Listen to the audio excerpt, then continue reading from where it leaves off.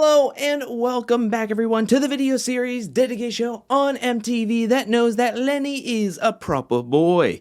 That's right, we're talking about The Challenge Season 41, Vets and New Threats, Episode 1. We have finally made it to the premiere episode, the first daily challenge, the first official daily challenge, and the first elimination. We have so much to go over from the rules and format of this season, as well as, like I said, the daily challenge, elimination, the intricacies of the house, and some of the drama.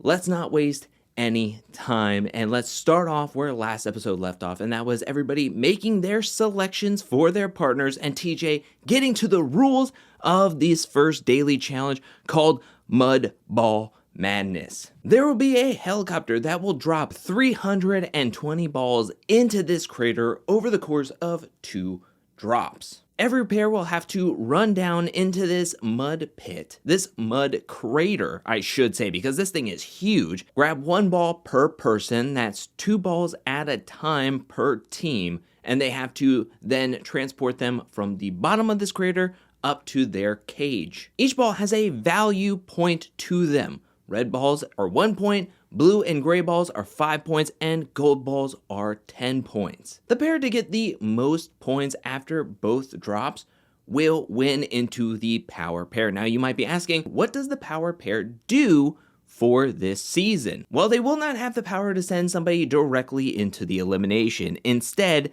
they will be safe from the house vote, and they can choose one other pair to save in the house vote. And we find out that the challenge has finally heard our prayers with making last place get sent directly into the eliminations. Let's go. We've just been saying this for like years on top of years, season after season, that we want to see the worst performing team in a daily challenge get sent directly into the elimination. And finally, for season 41, the challenge was like, all right, we'll do it. The rest of the house will become the jury, and they will vote in another pair into that week's elimination against the worst performing pair. Now, there's one more order of business before we get to the daily challenge, and TJ tells us a little bit more about the format of points over the course of this season, stating that where you finish in a particular daily challenge can earn you points that will accrue over the course of the season. And these points will be important at a later date. He says that for this particular daily challenge, if you get first place, you'll get 8 points. Second place, 7 points. Third place, 6 points. All the way down to 8th place can get 1 point, and anybody who finishes 9th or below will get 0 points. My first thought is that maybe there's going to be a purge at a certain point in this season, to where the team that has the lowest amount of points could be kicked off automatically from this season. And you never know when that could happen, but to me, this is incredible. First of all, just throwing in last place goes directly into elimination, love it already. The power pair gets to save themselves and somebody else instead of having the complete power to send in somebody directly into the elimination. I'm cool with that too. But to also introduce this point system to make every single place, every single daily challenge feel important is incredible. Because we've had those moments on previous seasons where it's like, oh, there's clearly somebody in first place, way ahead, they're going to win, and there's people who are lagging so far behind to where they're definitely going to get last place. So it doesn't matter to me if I get 2nd, 3rd, 4th, 5th, or even 15th place, as long as I don't come in last place. So far, I love this format, and I would like to hear what you have to say. Please let me know down in the comment section below, but now let's get to the actual daily challenge. Mud Ball Madness, I think, is a very interesting and very good first daily challenge. You have the players tethered to one another, having to work together to make it down and up this crater. Honestly though, this has to be taxing for everyone because they just climbed up and down a mountain to get to the challenge house, and now the very next challenge that they have to do is climbing in and out of this mud pit. Pretty much every single team had a really tough time at this, except for maybe Bananas and D, who seemed to be working really well together. They were keeping a consistent pace, which really helped them out. I do have to bring up a correction though, and it was CT prior to doing this daily challenge where he said that he has won 4 of the last 7 challenge seasons, which is not correct. If he's talking about 40 through 34, he has only won 3 challenge seasons from 34, 36, and 37. Even if he was talking about the last 7 seasons he played on, he still didn't win 4 out of 7 of those challenge seasons because that would go back to season 32. His first 2 championships came from 24 and 29, and there's way more seasons from 40 to 29. I know that it's a minor miscalculation, but I thought I would just throw that out there. At one point, Aneesa had to take a break and kind of lean against the cage, and Leonardo was like, "Are you okay?" And when I saw that, I was worried because I was like, oh no, did Aneesa twist her ankle? Now, luckily, Aneesa was not injured, but somebody who is injured is Nia, who talks about how during the climb up the mountain, she had actually hurt her knee. So she was being extra gingerly during this process and during this daily challenge.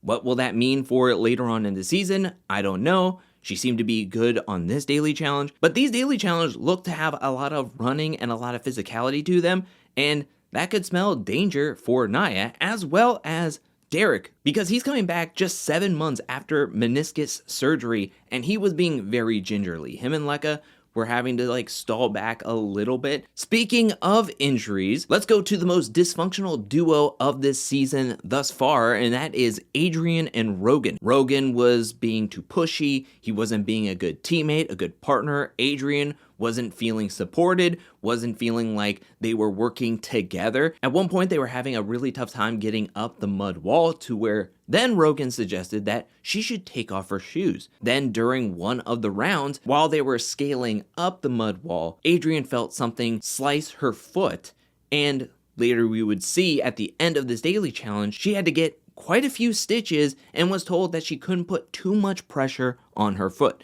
She was not disqualified or medically disqualified, but to be careful because those stitches can pop open, and that was just rough. You know, they were already not working well together. They were already not doing so well in the challenge to then have it lead into an injury. Also, why take off your shoes? Don't listen to Rogan when he's saying take off your shoes. I barely feel comfortable taking off my shoes in somebody I know's house, let alone do I want to take off my shoes going up this mud crater wall.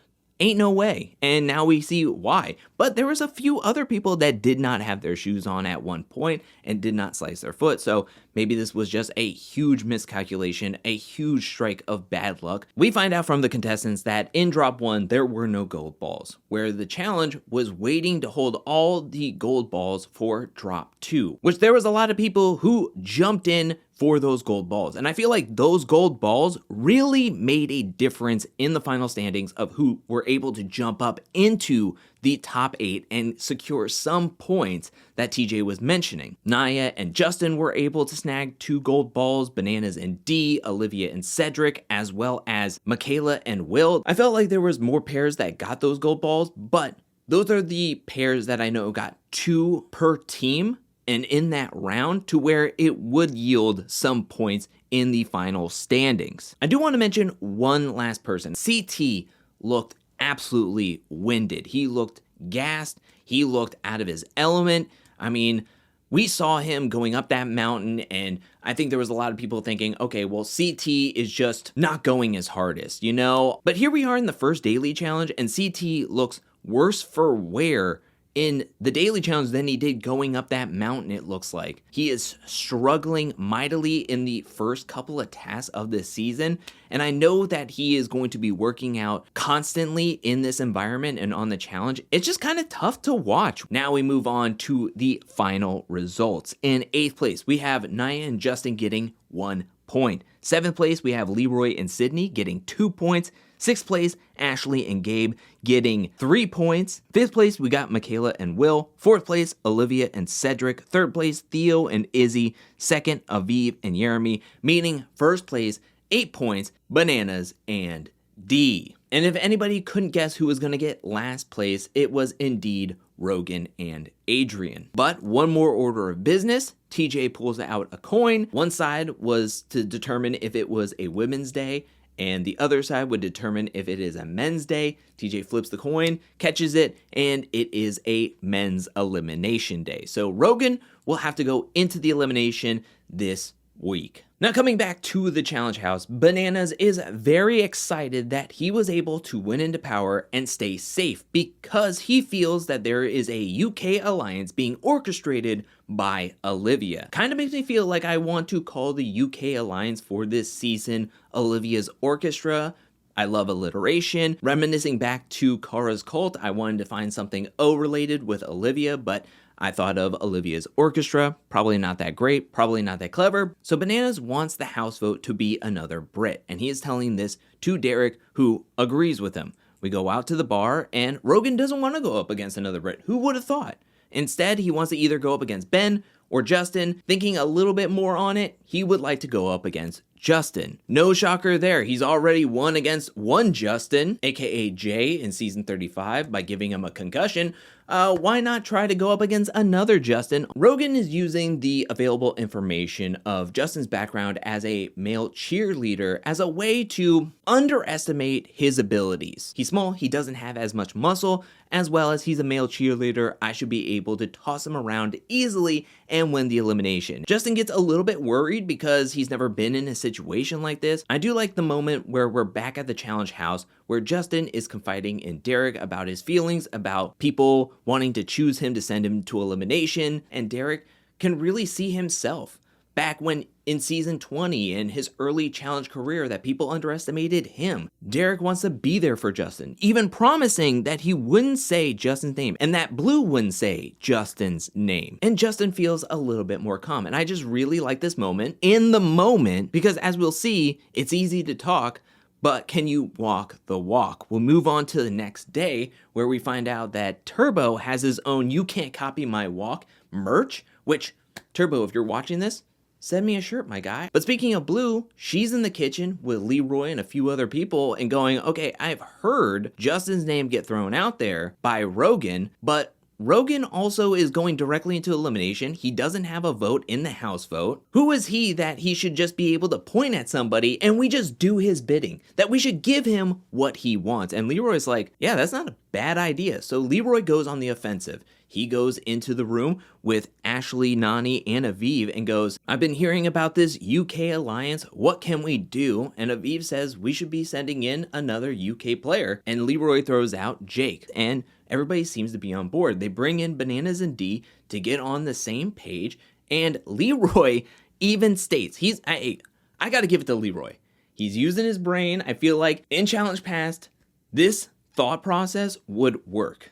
Because Leroy says that Bananas should save Theo and Izzy because most likely the team that is saved will not get to vote. So saving a UK team, that could take off another vote off the table and ensure that Jake will be sent in against Rogan, as we know that the power pair and the last place team cannot vote in the house vote. So Banana says it's worth a try, let's do it.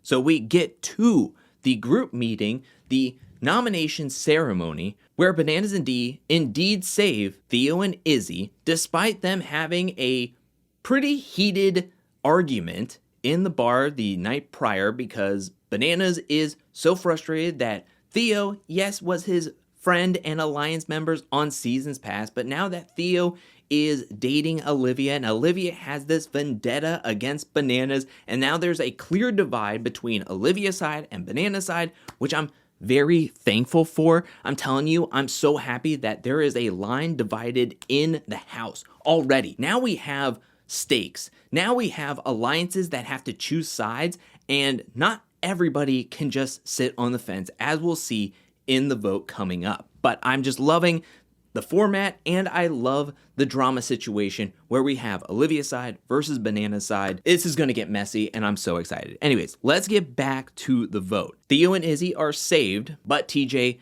throws it back into their faces and say, even the team that is saved will still get to vote in the house vote, which makes sense. I could see either argument of being like, okay, they were saved, they don't need to vote, but at the same time, with how TJ worded the format at the daily challenge, it makes sense that they would still be able to vote if they were even saved. So when it comes down to it, Justin gets 8 votes, Jake gets 6, and it's Justin being sent in against Rogan in the first elimination. Now, before moving on to the elimination, I do want to highlight 2 teams' votes. and I thought that they were quite interesting. And both of them feature a Derek K, because he was talking with Bananas about the whole UK alliance and what to do, and it just seemed like Derek and Bananas were going to be close on this season from the earlier conversation, but when it came down to it, Derek actually voted to give Rogan who he wanted. I just thought this was interesting because I thought Derek was going to be on Banana's side, completely on Banana's side, but it almost feels like Derek is reverting back to his old ways of being a good social player and being able to ride the fence consistently, and it's worked out for him in his past challenge seasons, and maybe it's going to work out here for him now. I want to talk about the other Derek because, as previously mentioned, the conversation between Justin and Derek after coming home from the bar, and Justin was feeling very overwhelmed about his name being popped up, and then Derek was like, I promise not to vote for you. But Derek talks about how hearing that Jake and Rogan are best friends outside the game, as well as Derek and Cara had gotten really close over the last couple of seasons of All-Stars 4 and Season 40, that it's like, I want to help them out the best that I can, so I'm going to vote in Justin instead, breaking a promise, yes, to a rookie, but I just thought it was an interesting development given how great and wholesome that conversation was, that I thought they actually kind of locked in with each other as like this possible dynamic duo, this alliance, this new alliance budding between Justin and Derek, and now it completely crumbled in less than 24 hours. But enough of that, as everybody gets ready to head down to this season's elimination arena called the Arena. Great design. I love how spooky it looks. I love this. This is going to be a great setting for every single elimination. We have Justin and Rogan joining TJ on the arena floor for this week's elimination called Inertia. Each player will have to get into these giant, heavy wheels, and then they're going to have to go over this bumpy railing, and the players are going to have to use their momentum or inertia to get from one side to the other. The fastest player to complete one lap back and forth will win the elimination, and the other player will be the first boot. I want to say I love this elimination because it's one of my favorite types of elimination where it is indeed physical and will take a lot of strength. But at the same time, there is a strategy to it where you can work smarter, not harder. And unfortunately for Rogan, he wasn't smart at all during this entire thing. Rogan was getting a lot of help from the UK players, while Justin was getting a lot of help from everyone else. With the help, Justin was able to get to an early lead getting over the first bump, but quickly Rogan was able to follow his lead and get over the bump as well. Justin at one point was looking tired. He had his hands on his knees. He was taking a minute and everybody was trying to tell him like, go, you gotta move. Michaela was rooting for him really, really hard. Bananas was giving a ton of strategy to Justin in how to get over these humps. And with Justin getting this major help from Bananas, he was able to not only make it over the second hump, but also be able to make it over the third bump at the same time, using that momentum to get over both at one time. Rogan was trying his hardest, but he was gassed. He couldn't make it over the second bump at all. He would get really close, try to throw himself to one side to try to nudge it over the second hump. He just kept on running in between the two bumps and kept on falling over out of exhaustion, destroying all momentum, giving Justin enough time to recover and then just go. And I have to give it up for MTV. If you're watching in the US market, they had a great music drop for when Justin decided that he was just gonna take off, and he had the juice. He also had the momentum and the strategy down to where he was able to get enough momentum to get over the one hump, then the next one, and the third one back to back to back. That last lap was so easy and it came so natural. Justin was able to pull off an upset against a challenge champion in episode 1. Rogan got who he asked for and he lost. Again, it comes down to brain over brawn, and Justin was able to get this win, meaning Rogan is out. But when Rogan exits, that's when there was a lot of question marks of what would happen to Adrian. We hear that Adrian is now going to be a hangnail. Pretty reminiscent to what happened in Double Agents with the rogue agent. As a hangnail, Adrian can't participate in the next daily challenge, but it sounds like she is available to be voted in by the House vote, unless possibly whoever wins the daily challenge will want to save her and keep her safe for another week. Adrian, being a rookie, unable to win safety, is at the mercy of whoever wins, because I'm sure there is going to be a lot of guys and probably women, because Adrian is still injured, who are thinking, well, that could be an easy elimination win. And if you're a man, if you vote in Adrian, that's definitively going to be a women's elimination day. So Adrian at this point is a sitting duck heading into next week's episode, unless the power pair decide to save her. One last thing before everybody is released back to the challenge house is TJ looks up at everybody and says, one more thing. I think we need to change up the pairs. And then if I can jump back to the beginning of the episode where we are getting those montages of all the different scenes happening over the course of the season, TJ even mentions after each elimination, every person is going to have a new person to be paired with. So that kind of means that we have a similar format where we have a double agents with the rogue agent mixed with the algorithm of USA Season 1. And to me, I find no flaws so far. I love everything about this episode, but I love everything about the format of the season that we know right now. Everything that we know, I'm all on board for. I like that the power pair can save another pair, but doesn't send somebody directly into the elimination. I love last place goes directly into the elimination. I'm such a fan of the point system for where everybody places in the top half of the daily challenge, which makes people have to perform and want to perform. And I'm happy that everybody has to swap partners every single week so we don't get too comfortable in our pairs. I'm so happy to see Justin win. I was rooting for him so hard as the underdog, and to see him win this first elimination against a challenge champ was impeccable. A challenge champ nonetheless that was kind of discrediting and underestimating him by a lot. And Justin absolutely steamrolled this elimination against Rogan. I loved it. I liked the daily challenge, even though it was very simple, and it was used more to kind of have some action scenes while getting to know all of the players from the vets and the rookies. But to me, this was such a good first episode. Episode 0 was great. Episode 1 was even better. And the way this season has started with all the drama, alliances, the split directly down the middle, and now everybody's gonna have to swap partners, I'm so excited to see how this game is going to play and how people navigate and go through this game. I'm loving it so much. I also want to mention that there was a what's to come later on this season trailer at the end of this episode, and I will be doing a shot-for-shot trailer breakdown and putting that up on the channel on Friday. Check it out on August 1st. I'll be posting it in the afternoon. I'm so excited to dive deep and really look into the details of that trailer. But that is it for this video. What'd you think about episode 1 of season 41? Let me know down in the comment section below. What'd you think about the daily challenge? What do you think about the format of this season with the point system, the power pair, last place goes directly into the elimination, hangnails,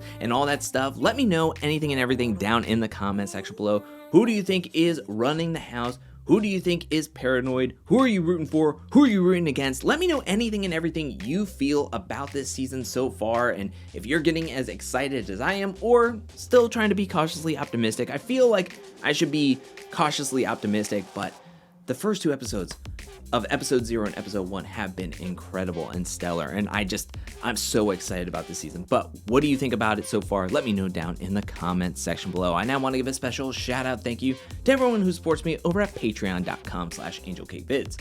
Thank you for your support. Thank you for your generosity. Thank you.